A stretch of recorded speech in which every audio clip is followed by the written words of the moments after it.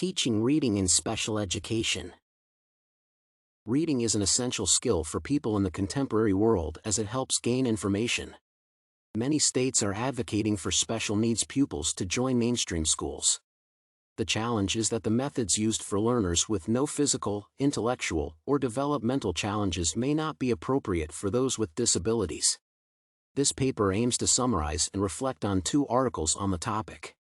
Although teaching reading comprehension to differently abled students can be difficult, there are strategies that can aid in helping them gain the skill faster. Summary. The first article is Opinions of Classroom Teachers on Reading Comprehension Difficulties, Inclusion Education, and Co-Teaching by Akçamete and Gökbulut. The authors aim to discover the challenges students with reading difficulties face while in mainstream classes.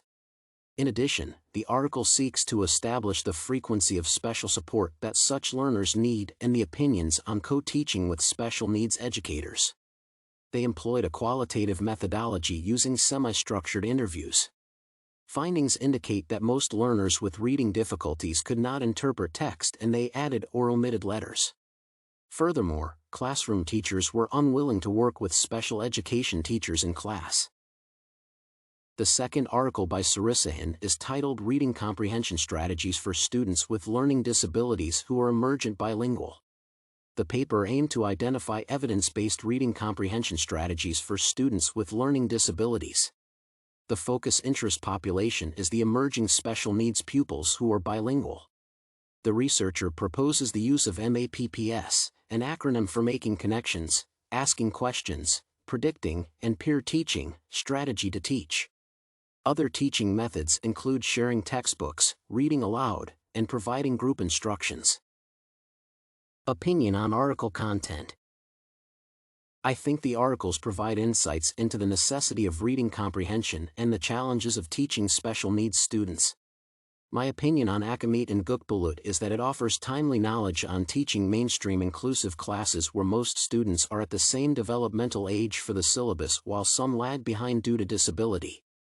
Researching the appropriateness of including a special needs teacher is helpful because most educators still lack the required competencies to help such children. Children with special needs are likely to experience exclusion even in mainstream classes. Co-teaching is a possible solution to improve the involvement of those with comprehension difficulties.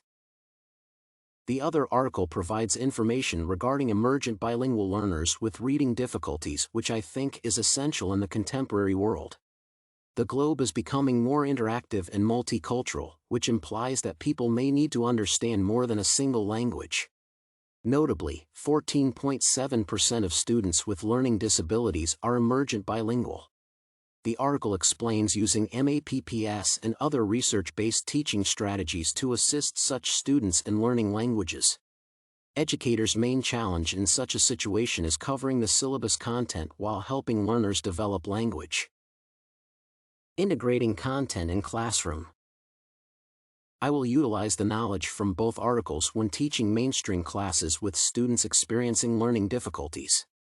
For example, I will use the knowledge of co-teaching with the special needs teachers to make the learners with disabilities share inclusivity.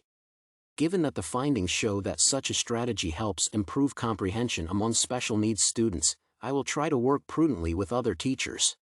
Moreover, I will integrate the MAPPS strategy as Sarisahin directed to help bilingual students with special needs learn how to read. Thus, the contents from the 2 sources are evidence-based and provide guidance on emerging issues I may face in the classroom. Surprise. The idea of mainstream learning and inclusion is not new to me. However, I was surprised to learn that it may present new challenges and ethical concerns since, according to Akçamete and Gökbulut, classroom teachers are not willing to be in the same classroom as special needs teachers. In addition, I got the revelation that children with learning disabilities must face the new changes brought about by globalization. I now understand that they, too, need to learn to read in more than one language. Rationale for advantages and disadvantages of the articles. The advantage of Akçamete and Gökbulut's article is that it is primary research. The implication is that the information it provides is from the actual population. However, its major drawback is that it uses a qualitative methodology which may be subjective, and the content is not generalizable due to the small sample. The advantage of Sarisahin's article is that it provides several evidence-based strategies, such as MAPPS, that teachers can use in teaching reading to special needs students. However, the disadvantage of the paper is that it fails to address some challenges that teachers may face, such as finishing the syllabus on time when using some of the tools which take time to apply. I view the articles based on the content they provide and the research methodology they use. Conclusively, special needs children may present new challenges to educators teaching reading because their comprehension is slower than other children. Co-teaching in mainstream classes can be a possible solution for the learners. Moreover, using tools such as MAPPS may help those with learning disabilities learn how to read multiple languages and fit in the contemporary world. The information from both articles provides significant insights into emerging issues in the education sector that teachers can integrate into their classrooms to realize a better outcome.